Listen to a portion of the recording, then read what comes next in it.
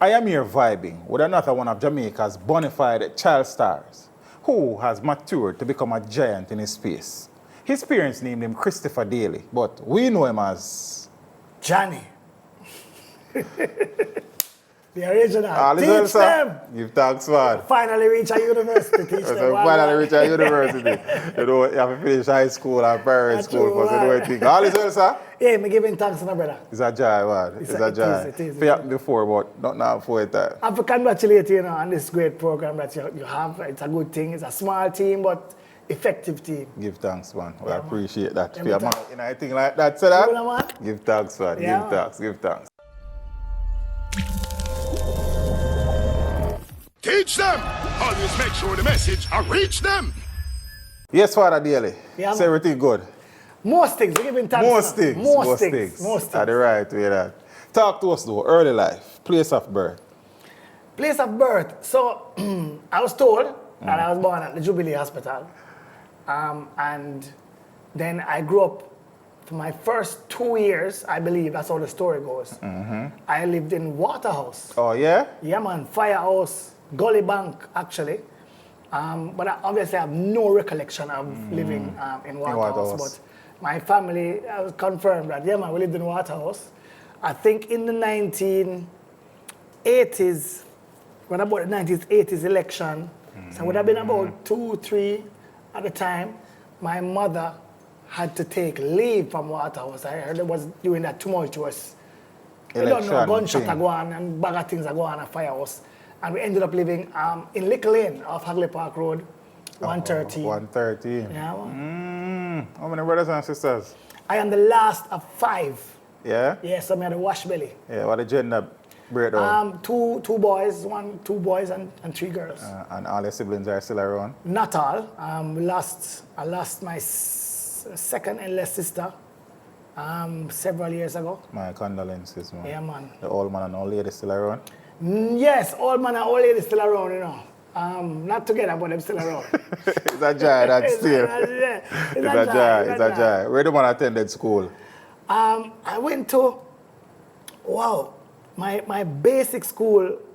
I remember the name of the man name is Manteet. That's all I Mr. can remember. Manteet.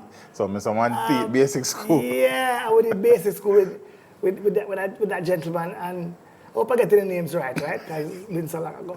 But yeah, he had a basic school. It was like a roving basic school in the community, too, because he moved from place to It's the place. same half all time. Off Hagley Park, Off in that Hagley area, Park, Kingston yeah. 13. And I remember he settled at one point in a garage. So literally, the classroom was to the side, and then like cars and old trucks and buses were parked on another side. So our lunchtime was very exciting. All of us became drivers and conductors. Yeah. Yes, our chauffeurs. Yeah, Because well. every boy wanted to drive the old cars, you know what I mean? So basic school, Sir Manteet. Basic school, and then I got into Half-a-Tree Primary School. I got into because they were having orientation on the day and a recruitment drive for students. And I went in, I remember reciting a couple of things like ABC and counting and so on. And I got into 1C at Half-a-Tree Primary School. Yeah. And where did you attend high school? The great Arden High School. Okay, sir. Yes. Okay.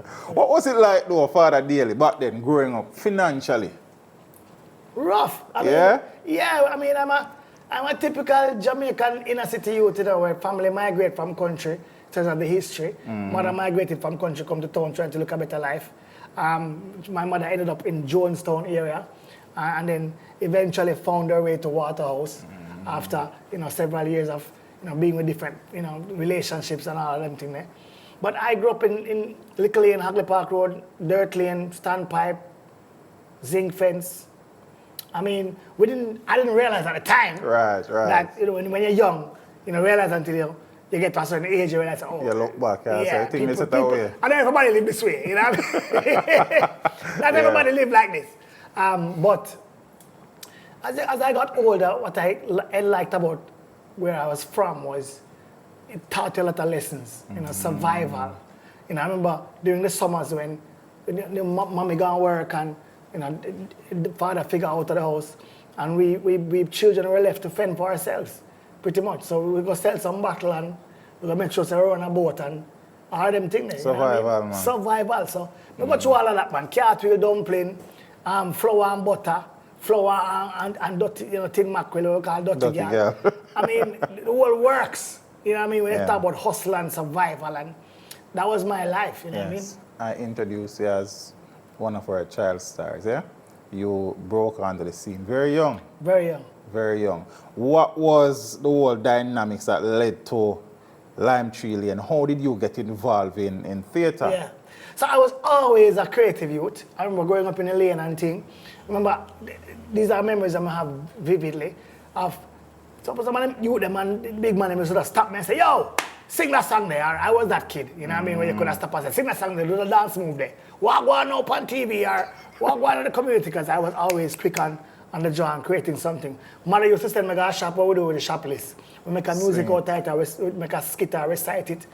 And so I was involved in everything cultural in the community, dancing, singing, and I carried that energy to primary school too. So in fact, and I give it as a joke, but lunch times for me at primary school, and this is as early as like 2nd and 3rd grade. I remember doing it definitely in the 4th grade, where I used to, man, I brought in Taliver Roach, used to DJ. Chris and Roach. Yeah, man, Taliver Roach used to be the beatbox youth, and used to be the youth now, where, you know what I mean, as it goes up, I say, one wheel, Willie, you feel Willie one wheel. Hello, the people, you feel Willie one wheel. One wheel, Willie, you feel Willie one wheel. Them time there, you know what I mean? We say, young girl, where you say, all them time there, I mash up the whole school, because me a singer, me a DJ, me a mimic cartoon character, and, you know what I mean, the youth, them mafia, send on them 50 cents and them 5 cents and them things. Concert business, man. Let me not eat a food, my youth, and I can't perform for free, daddy. And I remember me tell you, we were doing this so much that it became a hustle. Until under the stairs, we were doing it under the stairs. And we kind of go on too good, so some of the students used to linger. Even when the bell go off for them go back to class, we are there, and our teacher never liked it, so we were dragged to the principal's office. And this is exactly why I got into the drama club. I was dragged to the principal's office for the umpteenth time. And she said, you again? God have mercy. Turn the knee up on the knee, and we're there on the knees. And the drama teacher, who was fresh to the school, Mr. Phillips at the time, pushed the door and said, boy, Mrs. Hill, what can we do? Can't get anybody to join the drama club. And she said, well, see to he that right there, sir. And the story is the rest is history. Joined the drama club. I did my very first production under Mr. Phillips' stewardship as drama teacher, and I won gold. Yeah, won gold. Festival. In festival, JCDC, got a scholarship to go to Edna Manley College at the time, drama school. Oh, yeah? Same scholarship. Grade 4. Yeah, but grade 4, grade 5 them time. And that scholarship was opened the door to everything. I met a lady called Melita Samuels. That is from Lime Tree Yeah, Lane. man, and she was one of the teachers. She was one of the teachers at the summer program. Oh, okay. Oh, But so the scholarship was the summer. scholarship was for the summer. And you were about 8, 9 at the time? I was like, yeah, young, like 9. I was at 9, 10, to be factual at the time. And boy, I enjoyed that summer class. I went in there as a firecracker, giving trouble right through same way. So much so that they kicked me out of the junior class and put me with them, like the middle students, all the teenagers. Yes. So sorry. So I was with the teenagers, this little young boy, and I fire same way with talent. And she called me and she said, no, you look a boy, you have to manage you somehow. And I didn't know at the time, but she was being commissioned to write Lime Tree Lane. And I guess, and if you talk to Melita, she will tell you that Johnny, the actual character, was in a way influenced by some of the shenanigans I went on with at the school. And so she said, you know what, come read for it. And I did, and I got the part. At about age 9, 10? That time I was definitely like 9, 10. By the time I started to shoot and Lime Tree Lane came out, then I think I was just about 10 to 11, yeah. Greatness, brother. Greatness. I mean, at that time, I was just having so much fun. I mean, just imagine leaving the inner city life. And yes, I miss my friends a little bit, but then there was this entire world where I was going to JBC. JBC was like Hollywood for us at the time, you know what I mean? Foreign me I go.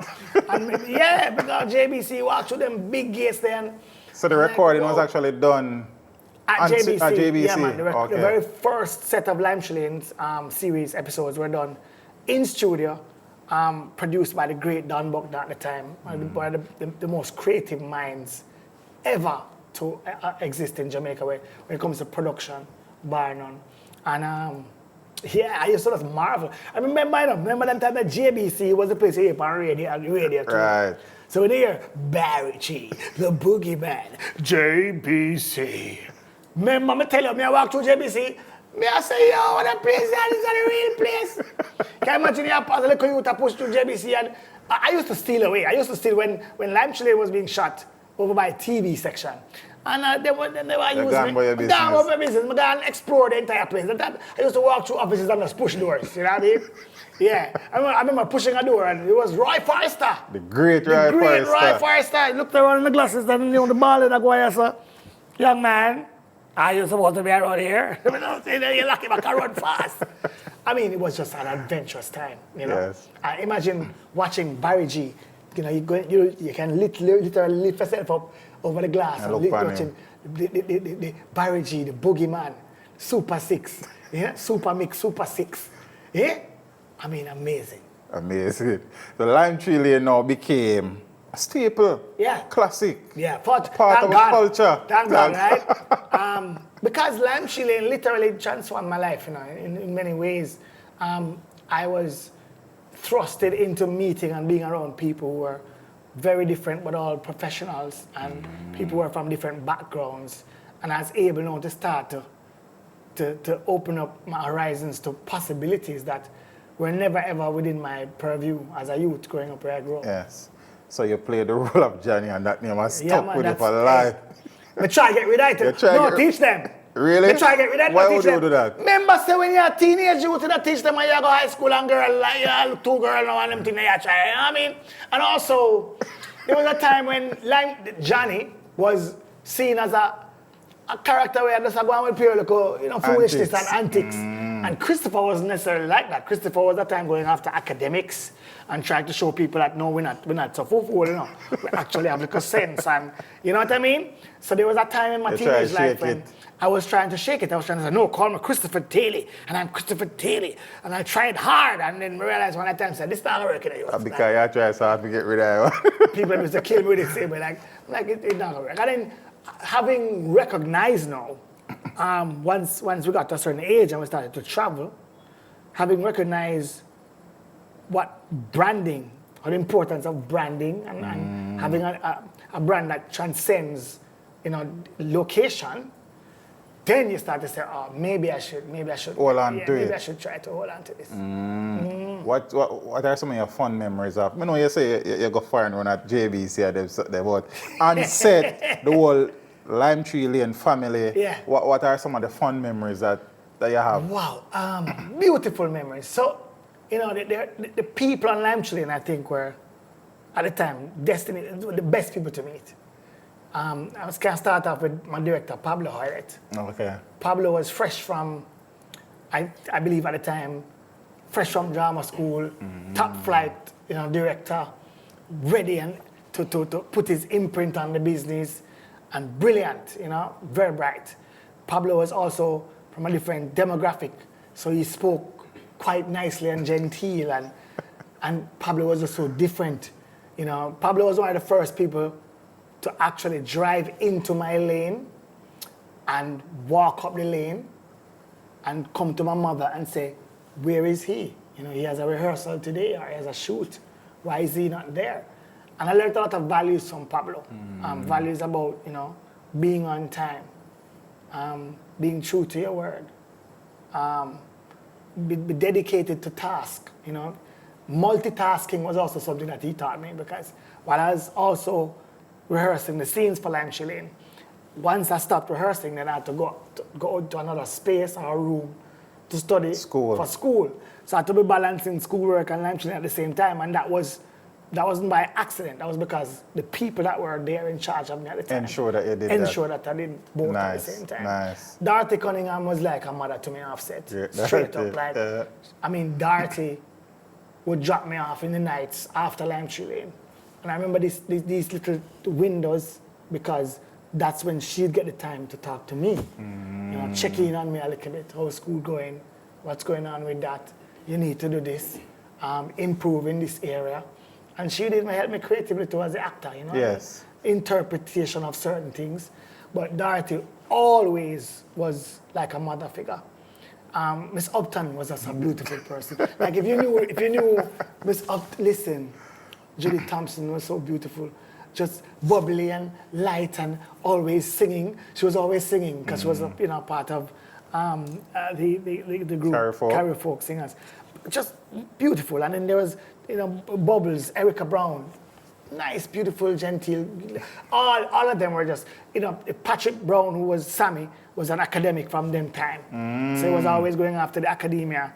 And then Bones, Mark Martin was just fresh from also drama school, proper actor. I mean, I used to sneak into when Bones was at drama school, like, doing that summer program. Actually saw him at that time. Oh. And I snuck in to watch him play, I think, Othello. Okay.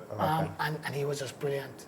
So all of these people, and like I mentioned, all the names were just great people to be around. Really great people to be around. And as I said earlier, you became a part of greatness, brother. Because the truth is that Lime Tree Lane and Oliver at Large are probably the two greatest television local produced series of all time. You know, I'm glad you said that, right? Because there's so many other locally produced series, and I feel honored that you put it in that category because Lime Tree Lane does deserve, I think, more credit. Greatness, man. Yeah, greatness, brother. It's never really gotten its flowers, you know. That's real. I mean, the people of Jamaica are who I think have given Lime Tree Lane its flowers. Yes. But the establishment, and I'm talking about even people in production and so on, they really don't give Lime Tree Lane its flowers. And it's a disservice to the work put in. You know what I mean? Because, for instance, I have still not seen another locally produced series in studio that can compare. We literally created a lane in studio. So you used to walk from Mizella House straight down to the shop. Because you didn't tell me say a JVC show. That's JVC. In terms of creativity, it's never been replicated, you know. You're walking from Mizella House, and I remember doing that several times, coming through the zinc fence and walking down to Mascos's shop in one space, one shot. Anybody can tell you in production. So that is a master thing. In fact, the shot is called a master shot. So has it been replicated? How Lime Tree Lane was executed, particularly for the first 5 years? No. Nah. By nobody. And again, me talk for me. Yeah. Lime Tree Lane, Oliver at Large. Straight up. Gold standard. Straight gold standard. And simple as the that. writing, the themes we dealt with. There's nothing on TV now, for instance, that's steering the kids in terms of a moral value or giving them an idea of what's going on in society in terms of, for instance, we're recording now in what is Youth Month. Lime Tree Lane would be on that. You know what I mean? Lime Tree Lane would be on that. Johnny and Honey, they would have come home and say, hey, what are you doing for Youth Month, Uncle Donald? You know what I mean? So we would be giving the nation information without having to hammer it as news. It was our news, but in creative form. Nice. Yeah. Very nice. Yeah, man. Greatness, brothers. Greatness. And the legacy continues today. You look at the people that have left Lime Tree Lane and have what they've done with their careers. Amazing, you know? It would probably be good too, because you're still very deeply immersed in theatre and production. Probably brush it off and get a refreshment, new cast. You know, so many people have said that to me about Lime Tree Lane, but teach them, I'm going to share this with you now, and I hope that people understand where I'm coming from. And to do production these days, it's not, I like the way you're set up, for instance, but even your setup here says it's not cheap for the average person. Yeah. Some people look at this and say it's cheap compared to what they have. Right. But we know that the average person who said, I'm going to try a thing, they can't afford a couple of them things, right? If you get a couple of $1,000 and come again. Production is not cheap, right? Very expensive. But what we don't have in Jamaica is the will to execute without thinking about the money so much. No, don't get me wrong, I'm the first one to tell you, my friend, I'm tell you, yo, try pay Johnny, But what I'm talking about when it comes to production is, we have so many talented production people, so much equipment here in Jamaica. Everybody have equipment, But we can't seem to get out a proper local production that lasts outside of what we used to maintain. Right. And I think it's because we just can't find the will to work together properly. If some of us can come together and said, this is how we're going to execute it. It's a long-term plan. This is how we're going to end up hopefully get some money on the back end. It can work. I mean, anything can work. Anything can work. But I think we really just have to come together. Some of us really think about how much we're going to get paid first before you even think about the product itself and what it means and what it can do. Mentality have to change. Yeah, mentality have to change. Yes. After Lime Tree Lane now, as we say, you became a child star. Yeah. That is what it was. Grew up on TV. Grew up on TV. Not Like easy, the Olsen twins. Can't easy, brother. Can't easy. If I grow up on TV, every day people are saying, you think it's nice? If I grow up on TV, I know, say, you don't really have a whole heap of money and everything there. I remember one time when I was in my older life, when I was in sixth form at Arden, and I remember taking the bus one time, jump on the bus across road. And the doctor there and time pedal me, the doctor time pedal him, saying, paper, and hold up on the bus. I'm there, I'm like, yeah, try hold it. You try hold it easy. No, we do a lot of that, brother. You just try reach. You just time you just try go through as a youth, you know what I mean? Paper Johnny there on the bus, Lime Tree Lane, superstar.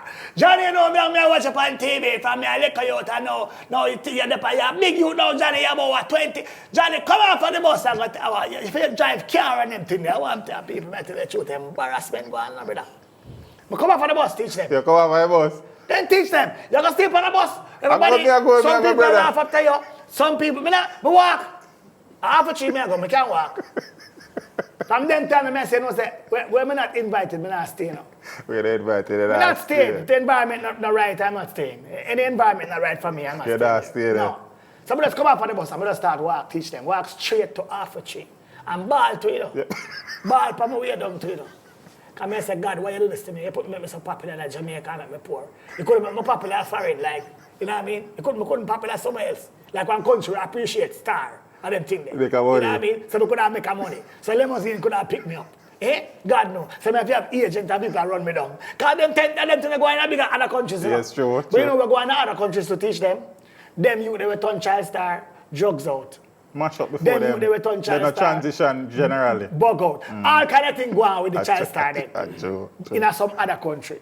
So when we look on it in hindsight, I say, yo, I'm glad me a child star in Jamaica, you know.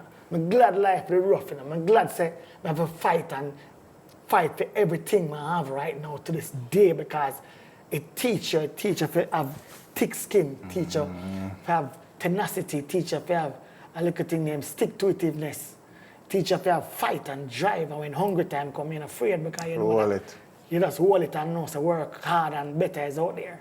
Yeah, man, so man. Right now, I might look small in stature, but I want a serious piece of wall this, you see right there, so. Give thanks, I'm man. not easily scared, man. After Lime Tree Lane, what was the next productive thing where become a part of your life? You know, it's interesting Creative because Lime Tree Lane, while it was going on and while I had the popularity, I never sat on it. And I was always busy. I was a part of, obviously, the drama clubs in my schools. And then I started at age 14, I went and I did my first commercial play, courtesy of a gentleman named Alwyn Bully. Alwyn Bully was a serious dramatist. I think, you know, I'm not even sure if Alwyn are you still with us. Hopefully you are, if not, rest his soul. But Alwyn gave me my first shot, first play, and I got nominated for that play. I think I won Best Supporting Actor for that play. Oh, yeah? Yeah, my very first. What was the name of the? I'm trying to remember the play. I see I dig yeah, I'm trying to dig for it. But it was a really, as we go along. Yeah, I just really enjoyed that experience, you know, working in commercial theater for the first time, and that experience made me want to do it more. Oh, so the desire increased. Yeah, because remember now, this is not Lime Tree anymore now. I'm getting the chance now to play other characters, to meet with serious theater practitioners. And because I liked what I was doing, I was learning a lot. So by the time I got to do Pepper Pot, which was a review, my very first review, musical review, I was working alongside my drama teacher. I was working with Phillips. My former drama teacher. No, Michael Nicholson. Michael. String beans. Yeah, man, friends of Michael. Yeah, man. And, I mean, amazing time with Michael and Higgins, Steve Higgins, Tatlin Oliver. I was working with Munir Zaka at the time. I mean, it was just an amazing time. And then I started to travel with Pepper Pot. And then that was a whole other Externally? Externally. So that was the first time you left the country? First time leaving the country. Where did you go? I went to, I think the first time I traveled, I hope it was, but I think it was New York. Oh, okay. Yeah, man. And that's a whole new experience. Because when I went to New York for the first time, I see sun bright out the door when, to the hotel. I woke up in the morning and sun bright. And I saw them so far in a cold. I come some papa put on a little shirt and a little pants and go out the door. Go out the door, you know what I mean? Freezing. Run back in quick and fast. I said, what kind of something is all that? Sun and shine out and the place so cold. You know what I said, I said, devil and ray, that's Jamaica, where you come from. Yeah, man, go find for the first time and they can't go eat our all-inclusive Chinese place. Teach them. When I vegetable part, my belly full, you don't teach them. When I vegetable part, you understand? Because we couldn't believe it. I said, but we cannot eat. They said, let's eat. Whoa, the first stop me stop a vegetable.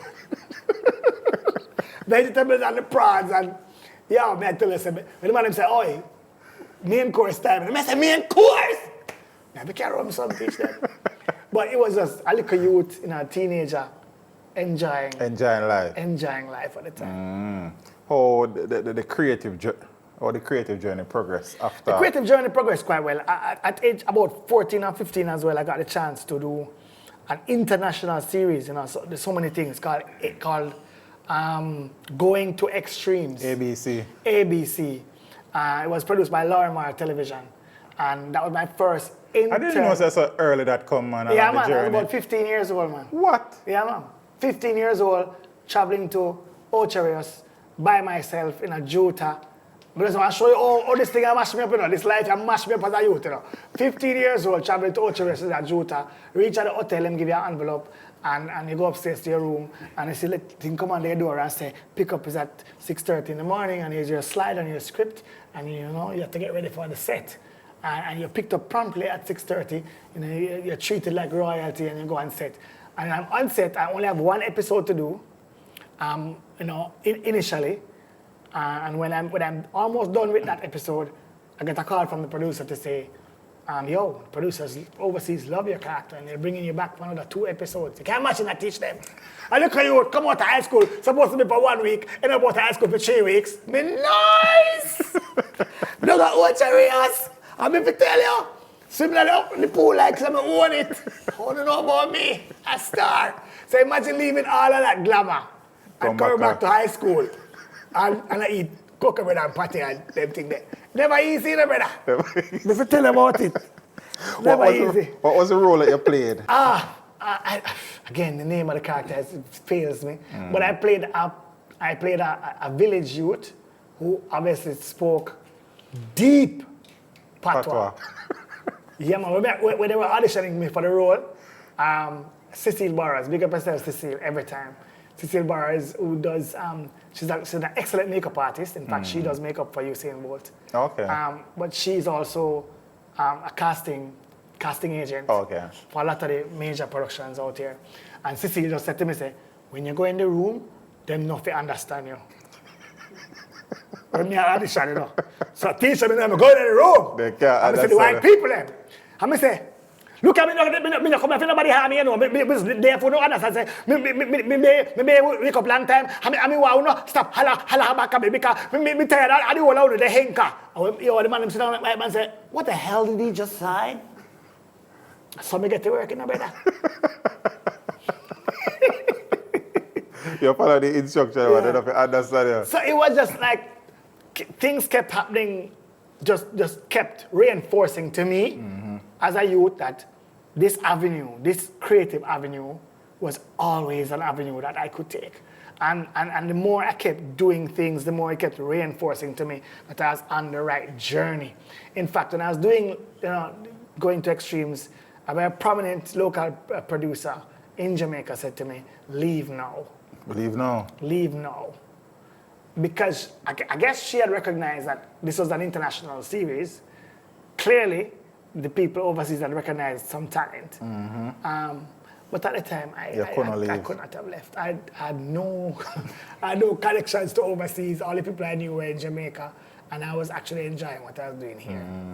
Just emphasis purpose, going to extreme. Going to extremes. And when we say ABC, can you probably fly what some ABC TV, America, went up on the cable right now. I don't think I joke thing. Man, my 15 years old. 15 years old, boss thing, by man. ABC. Yeah, man, Larry Moore television, man.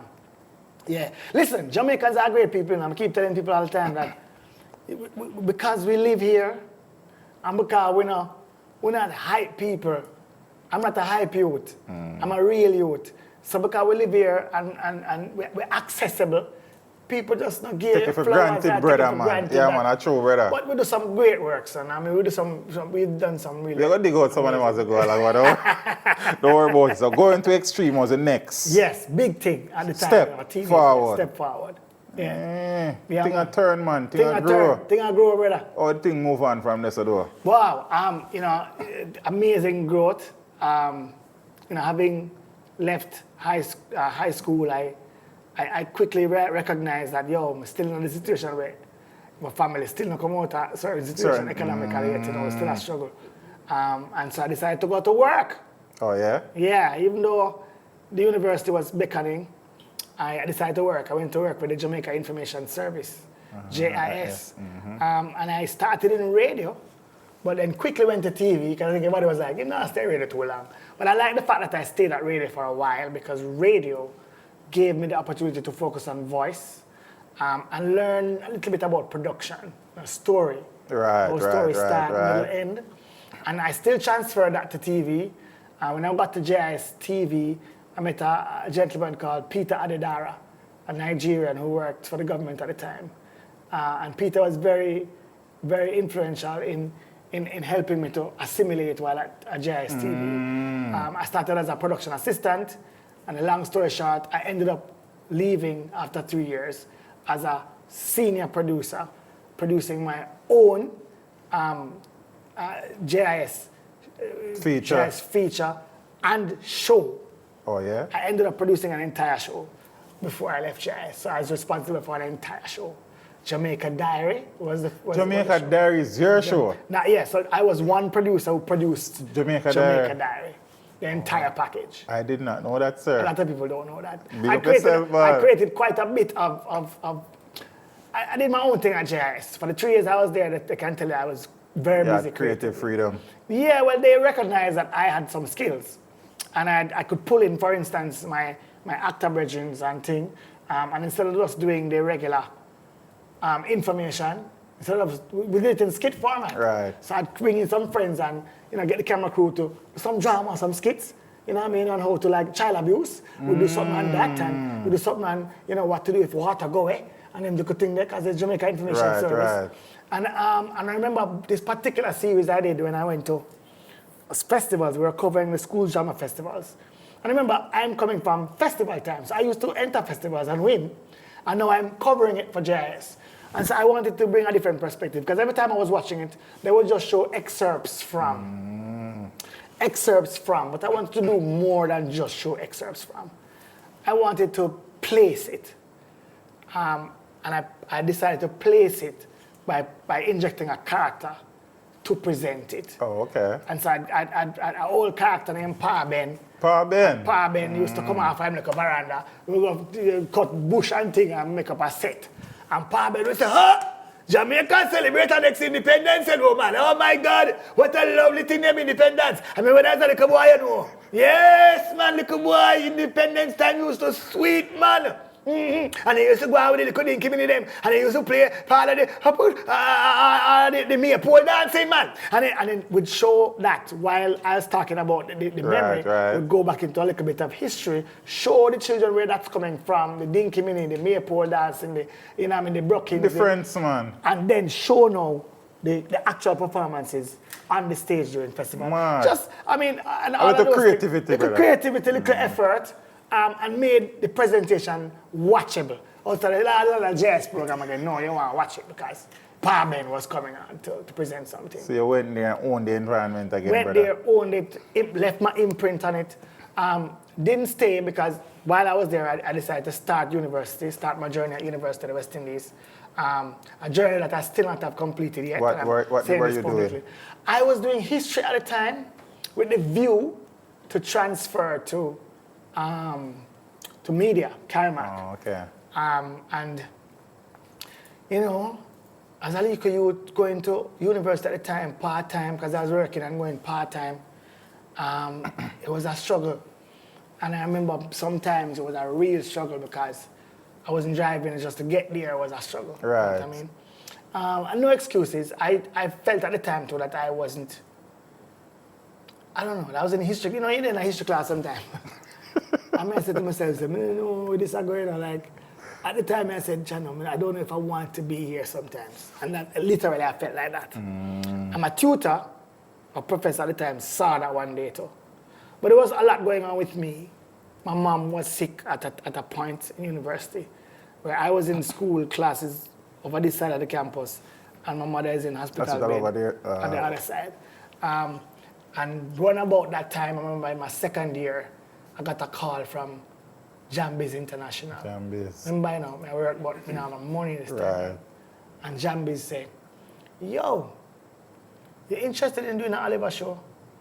I said, what you say? If me what?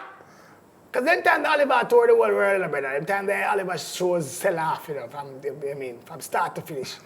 I said, sure, and that was it. Oliver Posse? I did Oliver's Posse. So which was the show that you got called for? I got called for, was it Oliver's Posse?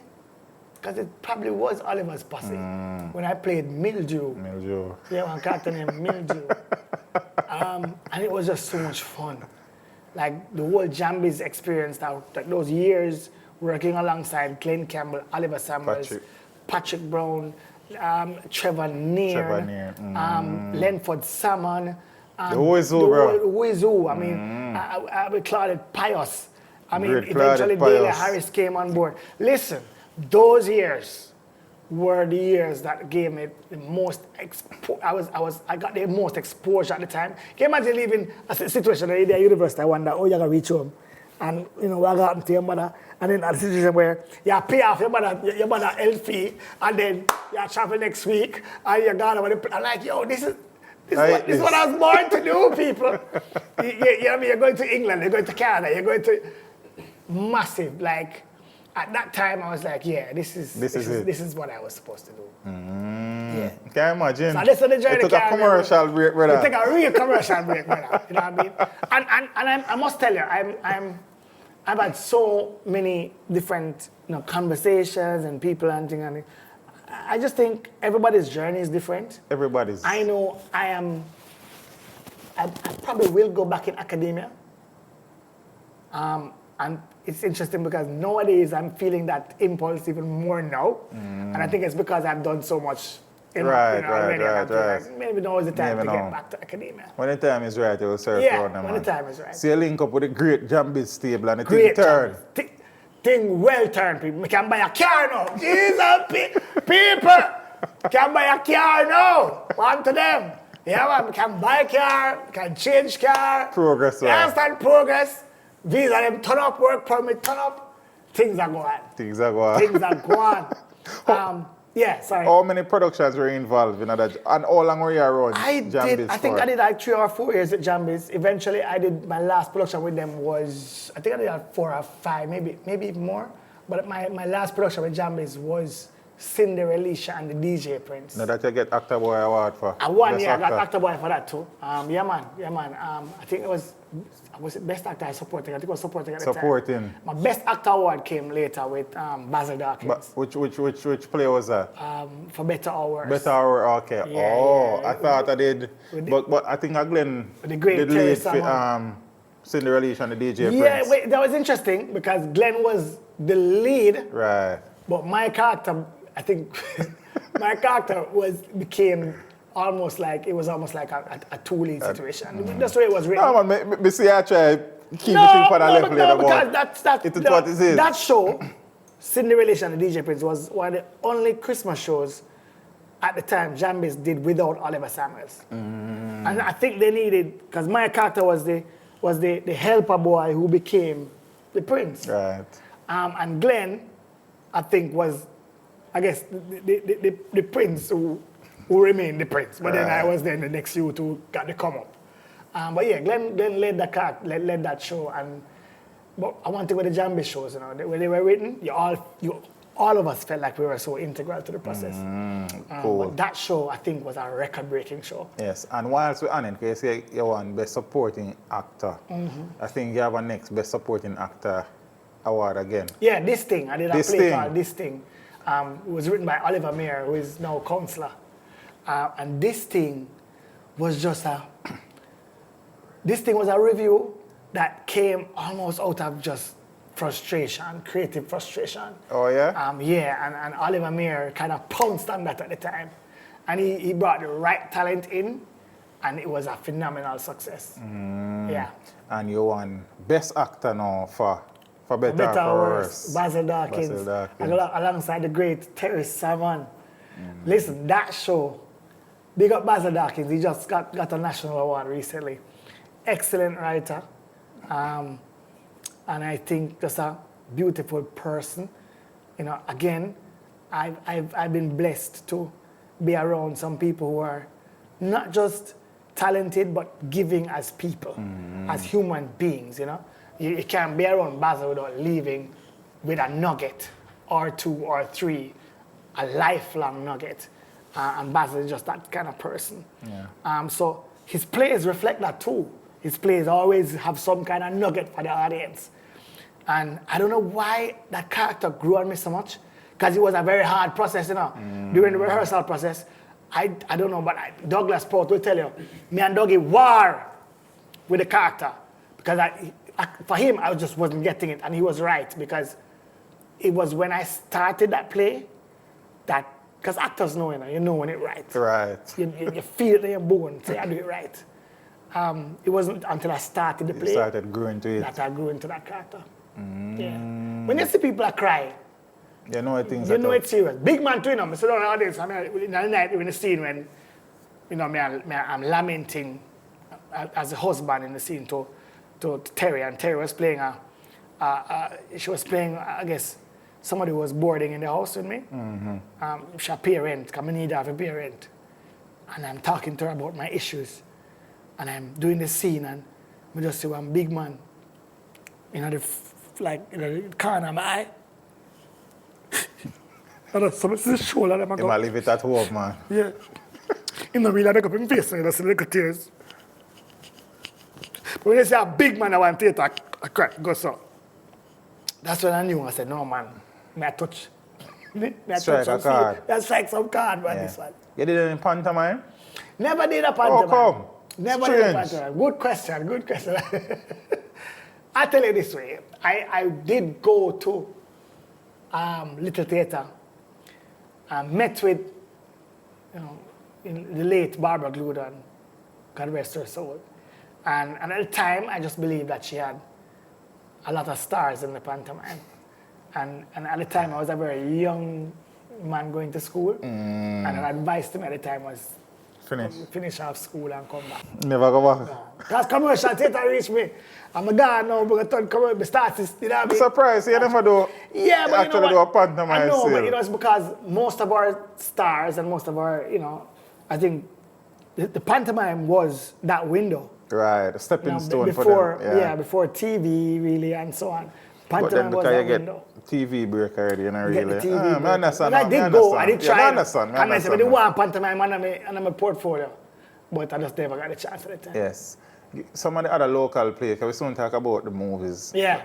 Local plays where you have been involved in. We talk about For Better or Worse, we talk about Cinderella and the DJ Prince, we talk about this thing. This thing. Why else are you involved in that? A whole heap of plays, brother. Like, you're trying to get me to be bad at them. I did plays for, wow, I'm doing a play for Louis Marriott. Worked on a play with the great Charles Hyatt. Yeah. Did some later works with even Stages Productions. You know, I did work with Stages Production. The Politician was a very popular play. Yes. One of the few productions with Shibada and Del Sita on the same stage. and we did the politician. Plenty drama. I'm if you tell you about that, because you can't have them two people in our play together, you know, plenty drama. But again, as usual, it was fun. Did I play name Scandal with them as well? Scandal was a riot. We did all over the place with Scandal. So yeah, a lot of plays, a lot of theatre. You not only became actor in your own right, you also started opening doors for others. Yeah. Jamaica Comedy Bus. Listen, when I was, during my Jambies years, I was always interested in stand-up comedy. I remember we were all, glued to our televisions watching Comic View, and then all that influence started to come in, right? Comic Views, and then we started to watch the HBO specials. Right. And I was like, yo, what is this? What is this thing that is not just a monologue, but it's a comedic monologue, it's a comedic presentation, one person on the stage delivering jokes that's connecting with people. And I was fascinated with it as a genre. But I was always doing theatre, so I never knew how to transition. So I did it slowly. When I decided to move away from Jambies, myself, Mark Danvers, who was Ratty from Turbo, yes. and a brethren of mine who's still doing him thing creatively. Donald Anderson, who's Slash now, but they used to call him Iceman back in the day when it was Iceman and Johnny. And we started a team called PAC, Professional Actors Committee, that we used to do community type theatre and those things. And PAC kind of led me even more into solo, because as PAC dwindled down to two, it became Iceman and Johnny, we started doing skit comedy like Bello and Blacker, like IT and Fancy Cat. And we had some success. We represented major brands back in the day. Remember launching in Jamaica Red Stripe Light. Oh, yeah? We were the launch. We literally came up with, along with the team at Red Stripe at the time, concept. The team bought into what we were trying to present. And we did a whole thing massive thing that went across the island to launch Red Stripe Light. So that's the kind of success commercial that we had. And then Iceman Slash now decided to do music. And I was kind of left in the cold by myself, I was like, what is this? And at that time, I'd been advertising for some major brands. At that time, I started advertising for... VMS. So that's another thing too. We started, once you get into the business in Jamaica, creatively you start to find your branches and your avenues. And one of them was to advertise for corporate companies. Right. And fortunately for me, I got the chance to advertise for one of the biggest brands coming to Jamaica. And that was Cashpot at the time. Cashpot, man. Cashpot, man. No, that took my career to another level. Yeah. And if people had forgotten about Johnny, certainly was not going to miss the Cashpot, man. I was in every newspaper, the back of the phone book. I was in the shops. Everywhere. I was in your face. So much so I was sick of myself. Like, for real, like, you get to the point where I said, boy, I'm tired of myself. Like, oh my God, but those were some good years, you know what I mean? You did some work with VMBS as well? Recently. That was recent? Recently we did some work. I was the chief happiness officer for VMBS. Mad. I think I still am, because the office, the poster guy. So You have also been doing some work with Megamart. Yeah, Megamart. I did Megamart for almost 10 years too, I'm no longer working with the Megamart team, but we're also close now. Like after 10 years, it's kind of difficult not to feel like you're a family. A part of the family. But yeah, tremendous work with Megamart over the years. And so I want to publicly big them up as well. Just for appreciating the work, but also, giving me a chance to creatively have input in the work. I think that's one of the reasons why that little infomercial remains so special for a lot of people. And I want to get out them things before I go back around to the theatre and movie thing. I think. You also then went back into radio. Yes. There was something before Sun City, or it was to Sun City. So my radio journey started officially when I was adult. Started with the great Francois Saint-Just. Francois and I met doing a campaign for Cashpot. And had a conversation with Francois at the time. Because, you know, I mean, I say, yeah, Francois, oh, come on, us, you know, when I don't want the radio, I told her, put some people like me on radio to them. Wow, my voice, you know, we can talk some things. And he was like, all right. And I didn't realize that, Francois was such a maverick because he picked up on the conversation, obviously went off to do his own local work. And I got a call from his office, or from him, inviting me in just before Christmas that year to appear on the radio. And he was calling it something called Full House. Full House Friday. Full House Fridays. And it was myself and Elva and Francois at the time. I think it started it. And then the next week was the same thing. Myself, Elva, Francois, I think he had invited, I don't know who else was in the room. But it was a small unit. After he stopped doing it, after the Christmas, I got another call from Francois saying, yo, this switchboard light up, people have to spot Full House Friday. And then officially they said, no, come in and let's talk about having you on the show. And Full House Friday transformed radio, certainly how people listen to radio on a Friday, on Fame, and it became a part of people's diet. People couldn't wait on a Friday to just listen, couldn't come out to them car, go work. I mean, the chemistry between Elva, myself, Francois, I mean, people like IT Fancy Cat, Lemon that was in the room, Iceman, Donald Lannister came in the room, Valier joined a little bit afterwards. I mean, tremendous talent until it where it is now with people like Duffy and Arville. But amazing experience with Francois, and that gave me my window to radio. And eventually, Nationwide 90 FM called me. They were interested in working with me.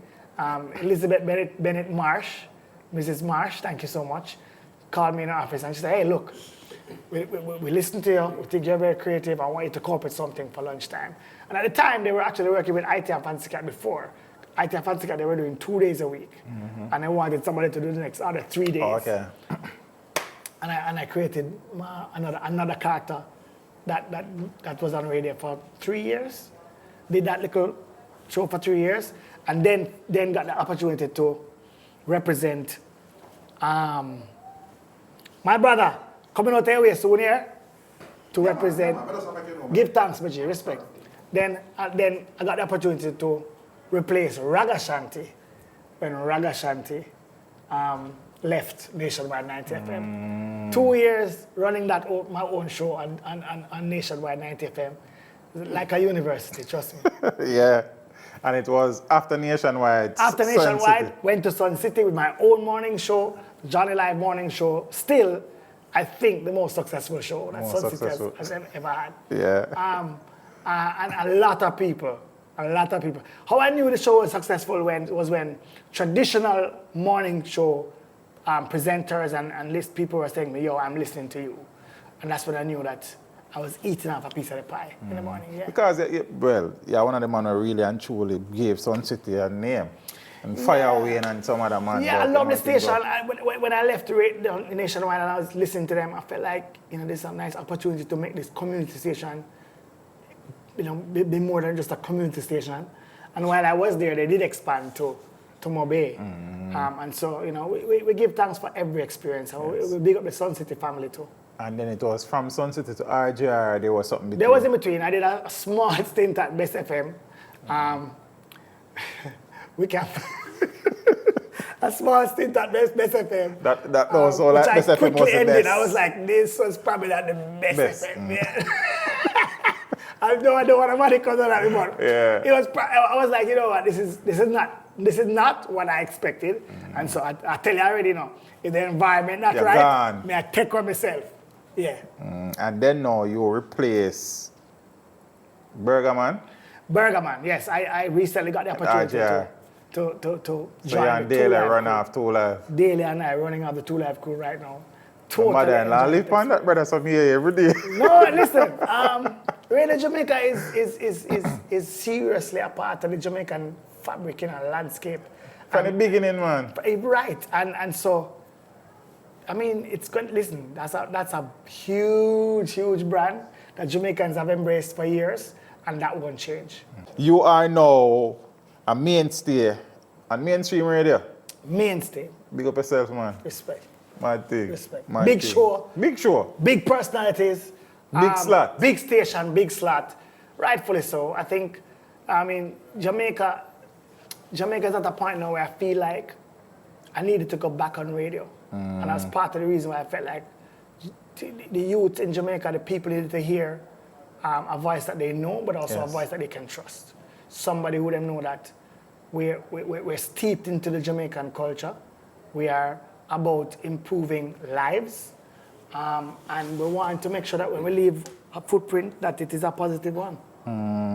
In 2015, 2016, you became a semi-finalist in Laugh Factory, funniest people in the world. Funniest person in the world competition. You were in the top 20. Yeah. Helsinki, Finland. Finland. Big up yourself. Respect my general. What's that been a good experience, bro? Big up Paleface, Tony Hendricks. Oh. Because Tony Hendricks got the opportunity, the initial link to go. But Tony, at the time, called me and said, look here, Johnny, first of all, me over the age, which he actually could have addressed that and gone. But he said to me that he had just come back from Jamaica and saw me do a performance. And he said to me, yo, I think you're ready for this. Now, I big him up because not a lot of comics who, and I guess Tony was at a certain level, so he could allow me to take that opportunity. But not a lot of people give opportunities like that. Right. And so when people do give you opportunities, you have to acknowledge them and big them up. And so a big opportunity, brother. Massive. I had to work for it, you know. I had to submit tapes. Right. And okay. It was vetted. It was easy. I put in my demo. It was over 100 and odd comics from different parts of the world. Tried to get into the top 20, and I made it. And so big up to the people who voted for me as well from Jamaica and the diaspora. And we got to Helsinki, Finland, and represented ourselves very well too. We got the second highest live score. So it was partially voting online and live judging. And you had like 4 or 5 judges live in Helsinki watching the performance. And remember, you know, that's where the rubber meet the road. Right. And I got the second highest score out of 17 or 18 professional comics from all over the world.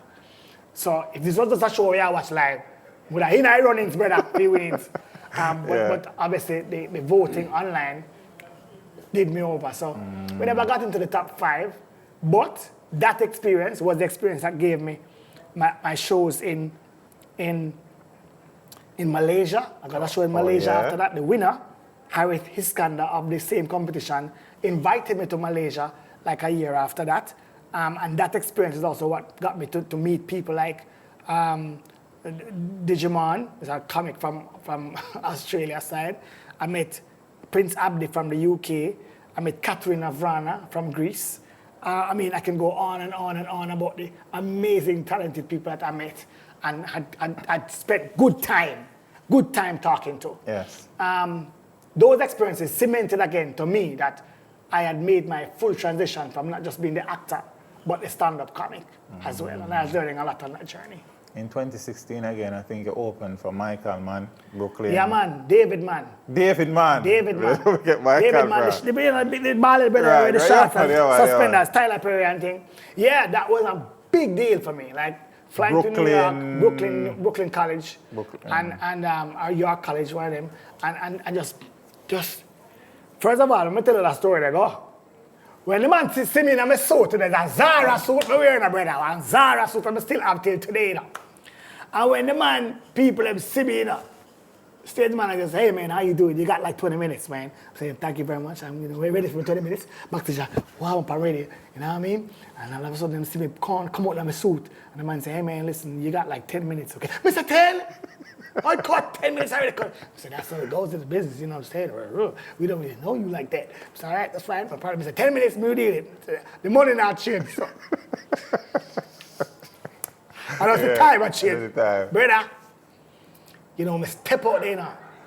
Yeah, college, you know. And the Jamaicans in the house, I'm here, hey! You know what I'm saying? We know it, man.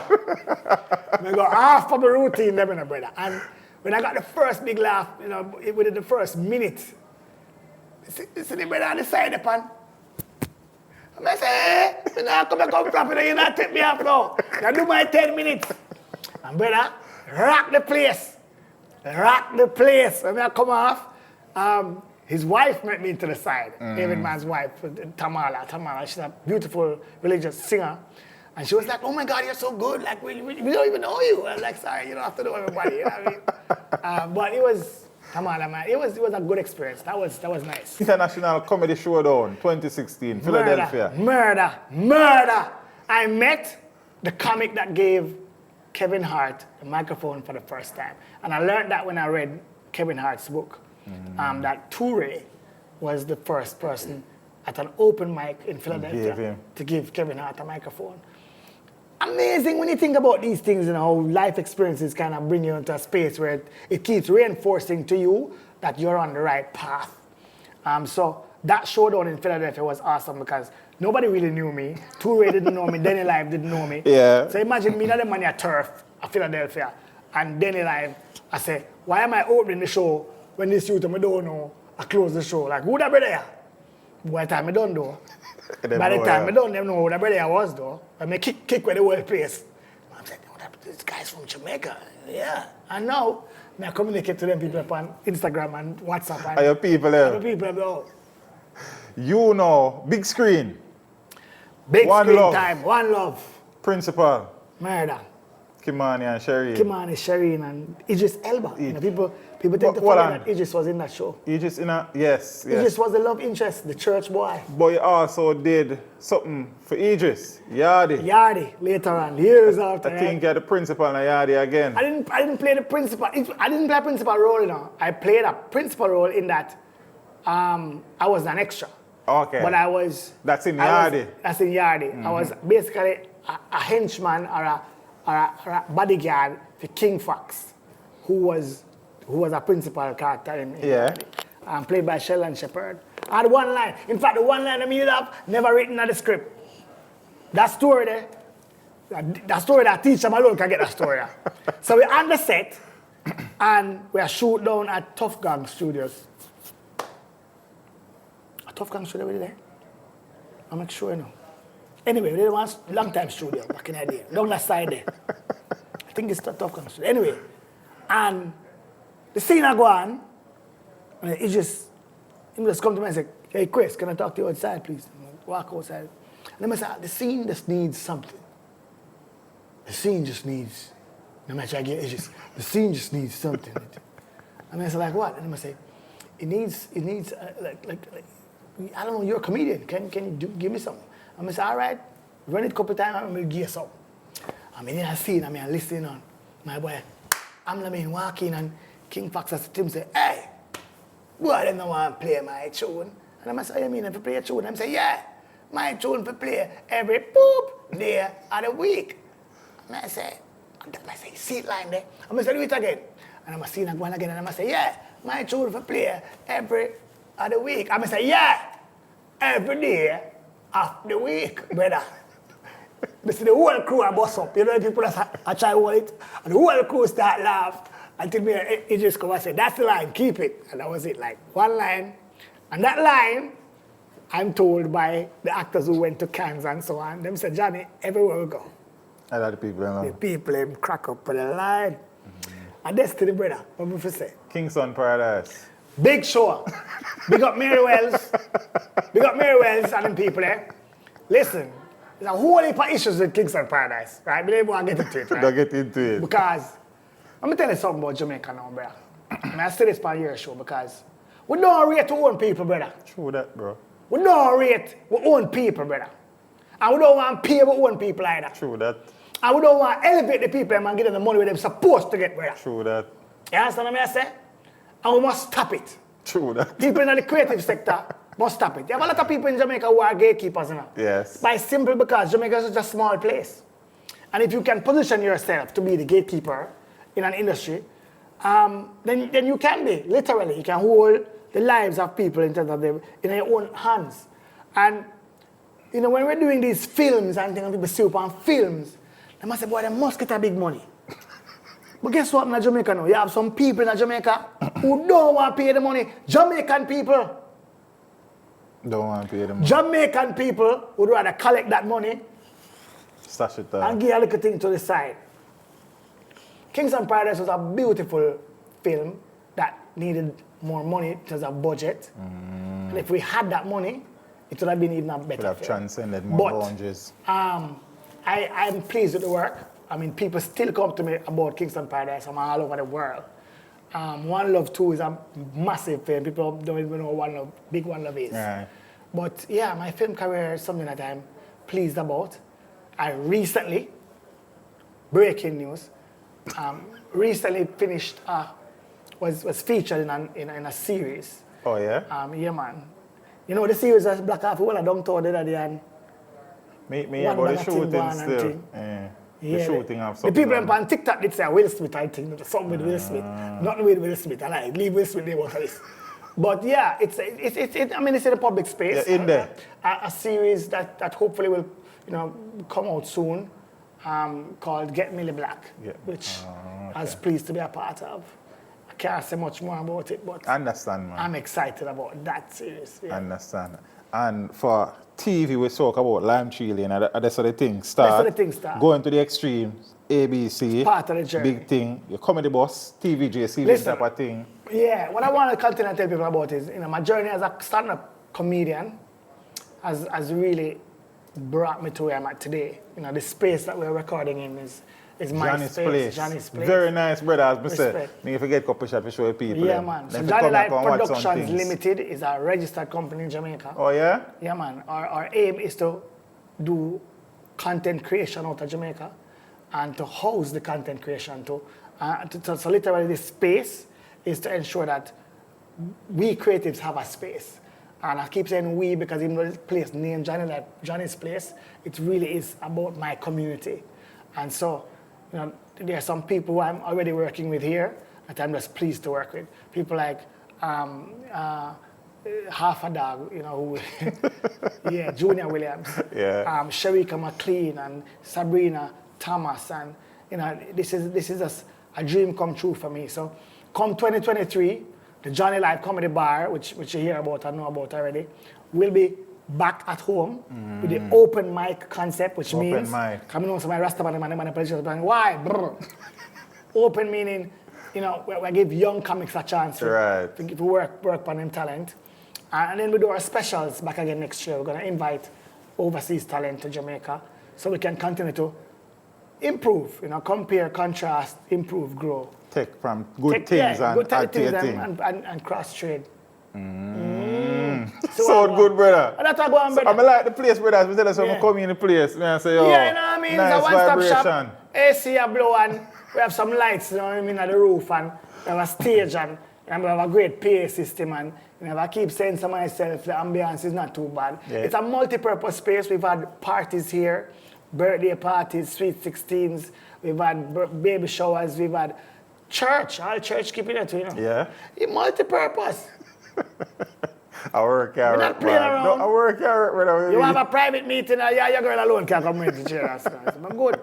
All right, sir. That's all right. Another TV thing I want to mention, Ring Games too. Ring Games. Daley Harris. Wow, there's so many, bro. But Ring Games too, big up Daley Harris, very creative force. And what I like about Daley is that she has the energy, and she's thinking ahead. So she's thinking about what the next big thing is going to be. So look out for Ring Games 3. Oh, okay. It's coming. Cool, man. Yeah, man. Some of the players are left for all fire stick, brother. Daley Harris again. Yes. All fire stick. And Jamaica. those are my later plays. So the plays that I did, within the last, I think, 10 years. I directed my first commercial play recently. Which is? Called Wedding Proposal, written by Paul O'Beal, the late Paul O'Beal. And it was mounted right here. Oh, yeah? Successfully at Johnny's place. Nice, yeah, man. So I do things. What? Jamaica to Rotted. Jamaica to Rotted was a successful play. We never talk about it too much because that was in my earlier years. But big up to the great Aston Cook, the great late Aston Cook. Jamaica to Rotted, I did about 3 different Jamaica to Rotted plays. That was Jamaica to Rotted is we call a brand. We went to represent Jamaica with that play at Carrie Festa. Oh, yeah? In Trinidad. Mash up the workplace. I never say much about it. When I say mash up the place, we mean mash up the place. Not left. the Queen's Hall was done. Like after we come off, it never make no Done. sense no other play go on. You understand what I say? There's a next play I'm not really comfortable. Why, you do your research and teach them? And yeah, I've got your man. I've got your man. A big play. No, teach them. You do your research, you know. We do a look at things, That thing was my English experience. We do a look at England, I've got your man. Brilliant experience. I did like 3 or 4 years back to back going to the UK, working with Blue Mountain Theatre. Blue Mountain, yes. All of those experiences when I was younger. All of them experiences are those gems. Blue Mountain Theatre, working with Oliver Simon, they did Scrooge as well. I did another one named This Is Reggae Music, something like that. Yo, brother, I'm just happy that I've had all those experiences and I can still be here to share them and hopefully help the next generation. The same question I asked Glenn and asked Oliver. The productions that you have been involved in, are they available for people to purchase? No. Then why?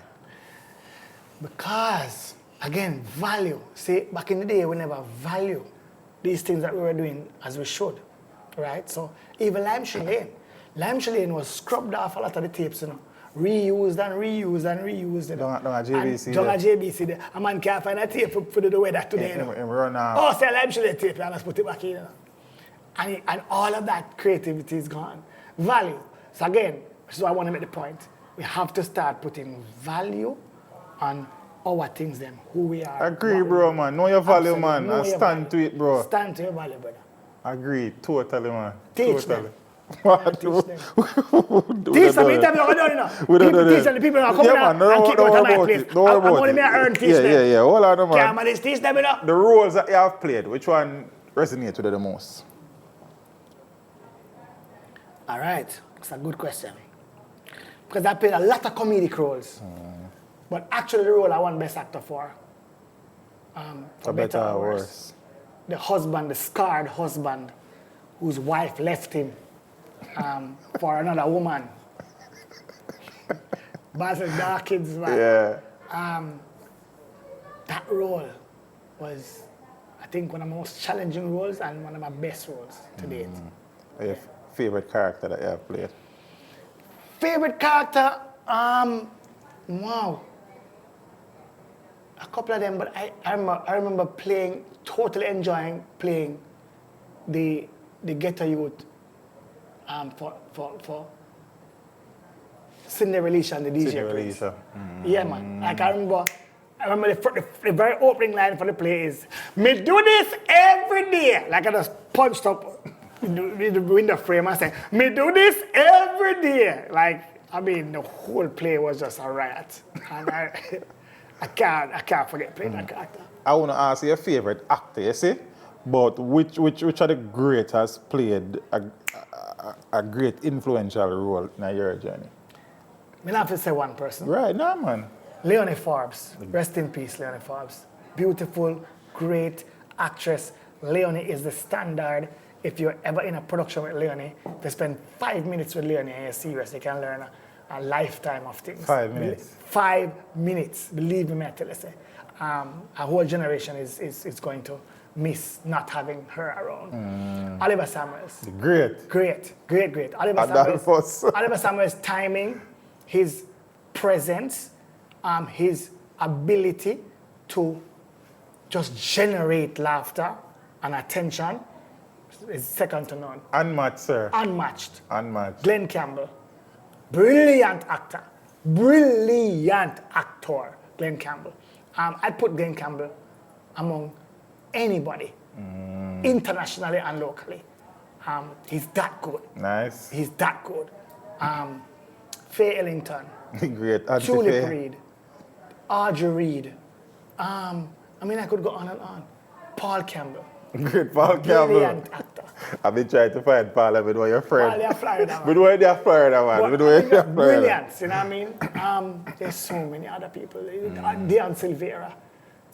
Dion is just one of the most giving, fun-loving, energetic actors around. And listen, these people are treasures. We treasure them. True that, yeah, bro. man. True Overseas actors are obviously there too. They got a part. What's your favorite play where you're not involved in? Play where me never involved in. Favorite play I was never involved in, probably would have been...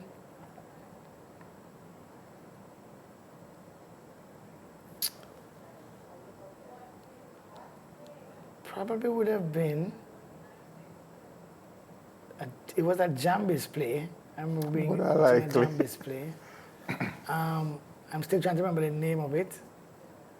But it probably was a Jambis production. You have to come back to my panel. Yeah, man. Yeah. Everything good. Yeah. Comedian of the year, 2019, 2020, Irama. Yeah, man. Big up yourself. Big up Irama for recognizing my work. Thing. There's a lot of work that went into comedy. We're still doing the work today. I want to unearth the next generation of comics out of Jamaica. And not just honor them, but help to steer them. Because the world is their oyster. Yes. We know some people outside of here. Yeah, man. For the people them out there. Teach them. But hold on, man, before you say anything, man. For the people them out there who want to get in touch with them. Yeah. We don't know if you find if you book a place, for Simple. work out some business. Go to our website. JohnnyLiveProductions.com. JohnnyLiveProductions.com. JohnnyLive Productions with the S.com. They say find everything. You'll get access to the space. You see what we're doing, upcoming events. Bag of things are going on right there. So. I interview Glenn, I interview Oliver, I interview you. You know, it's show have in common. What that? I can't do my interview in peace. With what? Let me not tell you to come out. Me run your type place, so you know what I move. Yo. My girl, that's what I like now. Ready? Brother.